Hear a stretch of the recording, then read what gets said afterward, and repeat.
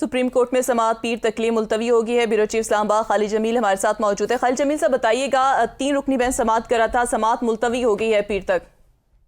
जी, दो बड़ी अहम डेवलपमेंट हुई हैं। एक तो ये कि चीफ जस्टिस पाकिस्तान ने ये 2 दिन दिए हैं, ये बेसिकली मोहलत के लिए दिए हैं हुकूमत को और अपोजिशन को कि वो अगर इत्तेफाक राय से कोई तारीख तय कर लेते हैं कि दोनों सूबों में कब इंतखाबात होने हैं तो ठीक है, वरना सुप्रीम कोर्ट ऑफ पाकिस्तान आइन के मुताबिक फैसला करेगी और फैसले से जो रूगर्दानी करेगा उसको संगीन नताइज भुगतना होंगे। एक ये बड़ी चीज क्लियर की गई है।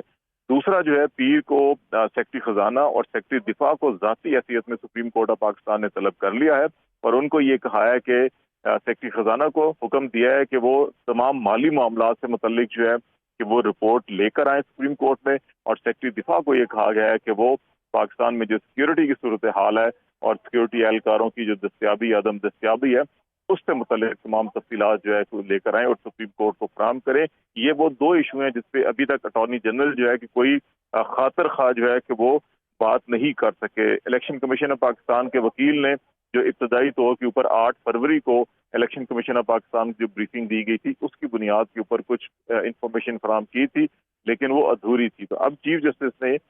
दोनों वजारतों के सेक्रेटरी को जाती हैसियत में तलब करके कहा है कि वो तहरीरी तौर के ऊपर अदालत को इस सारी सिचुएशन से आगाह करें। उसके नतीजे में फिर कोर्ट जो है कि वो ये तय करेगी कि दोनों सूबों में इंतखाबात कब होने और इसकी तारीख क्या तय की जानी है। इस सिलसिले में मंडे को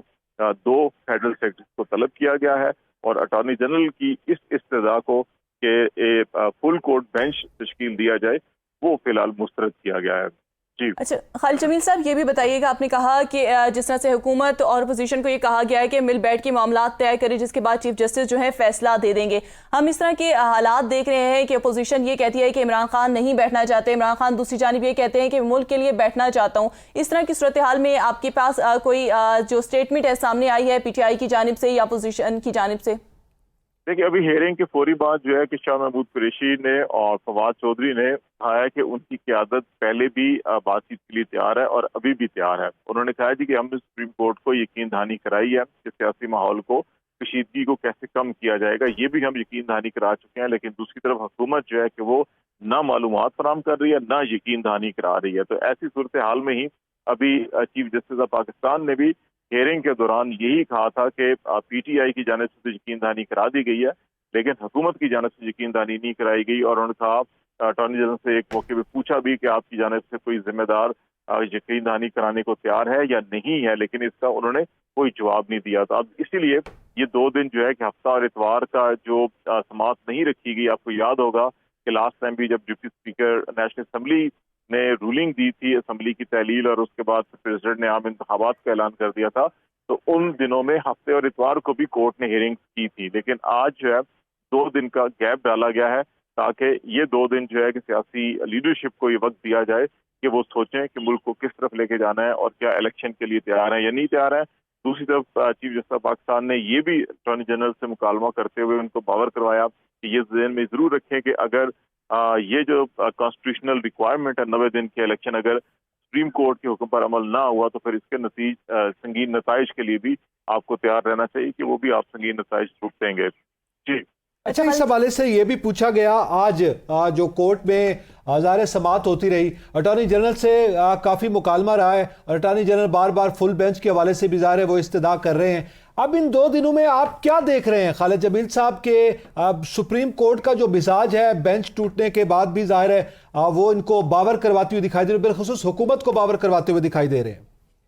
देखिए, अभी तक तो जो PDM का मौक़िफ़ है वो यही है कि फुल बेंच तश्कील दिया जाए, जो अभी सुप्रीम कोर्ट ने मुस्तरद कर दिया। उसकी 2-3 रीजंस बताई गई हैं कि एक तो ये कि जजेस तमाम के तमाम जो है वो इस्लामाबाद में अवेलेबल नहीं है। ये जज साहबान जो पेशावर में, क्वेटा, कराची और लाहौर की रजिस्ट्री है सुप्रीम कोर्ट में, वहाँ पर मुख्तलिफ केसेस की हेयरिंग कर रहे हैं। दूसरा ये कहा गया है कि अगर इस पर फुल कोर्ट बनाई जाती है तो फिर पाकिस्तान भर के दीगर तमाम के तमाम मुकदमात जो हैं उनकी समाअत रुक जाएगी। ये रीज़न होती है। इसलिए चीफ जस्टिस ने कहा कि फिल वक्त जो है कि ये नहीं है, जो तरीक़ाकार पहले तय किया गया था 5 रुकनी बेंच के फैसले की रोशनी में, उसके मुताबिक अभी भी 3 जज जो है हेयरिंग कर रहे हैं, तो इसको तो फिलहाल रोक दिया गया। दूसरी तरफ जो PDM के वज़रा बिलखसूस मरियम औरंगजेब, राना सनाउल्लाह ने जो प्रेस टॉक की थी आज सुप्रीम कोर्ट के बाहर, وہ بڑی خطرناک تھی، اور اس میں یہ انہوں نے بڑے واضح طور کے اوپر کہا کہ اگر فل کورٹ بینچ نہ بنایا گیا اور 3 رکنی بینچ ہوئے تو پھر جو فیصلہ ہوگا وہ ویسے ہی اس پر عمل نہیں ہوگا جیسے قاضی فائز عیسیٰ کے ابھی 2 روز پہلے جو فیصلہ تھا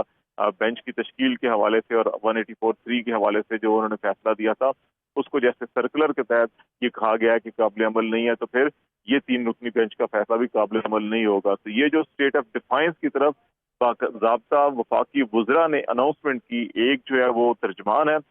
پاکستان مسلم لیگ نون کی بھی اور حکومت کی بھی، انفارمیشن منسٹر ہیں، اور دوسرے انٹیریئر منسٹر ہیں۔ تو ان بڑے ذمہ داران 2 جو ہے کہ یہ حکومتی وزراء ہیں، اور ان کی جانب سے یہ بیان جو ہے وہ پی ڈی ایم کی اور حکومت کی انٹینشنز کو ظاہر کرتا ہے۔ یہی وجہ ہے کہ چیف جسٹس آف پاکستان نے اپنے ریمارکس میں بھی اٹارنی جنرل کو یہ باور کروایا کہ یہ ذہن میں رکھیں کہ اگر آپ لوگ اتفاق رائے نہیں کرتے، ہم آئین کے تحت فیصلہ کریں گے، اور پھر اس فیصلے پہ اگر عمل نہ ہوا تو پھر اس کے سنگین نتائج بھی بھگتنا ہوں گے۔ یہ الٹیمیٹلی یہ اشارہ اس طرف ہے جو ماضی میں یوسف رضا گیلانی صاحب نے سپریم کورٹ کے فیصلے پر سوئس حکومت کو خط نہیں لکھا تھا، اور پھر ان کو توہین عدالت کی سزا ہوئی اور پھر وہ نااہل ہو گئے تھے 5 سال کے لیے۔ تو یہ غالباً اشارہ جو سپریم کورٹ کے چیف جسٹس کا تھا، یہ اٹارنی جنرل کو اس طرف تھا کہ اگر جس کو ہم حکم دیں گے اور اگر اس نے عمل نہ کیا تو پھر اس کو اس قسم کے حالات کا بھی سامنا کرنا پڑ سکتا ہے۔ جی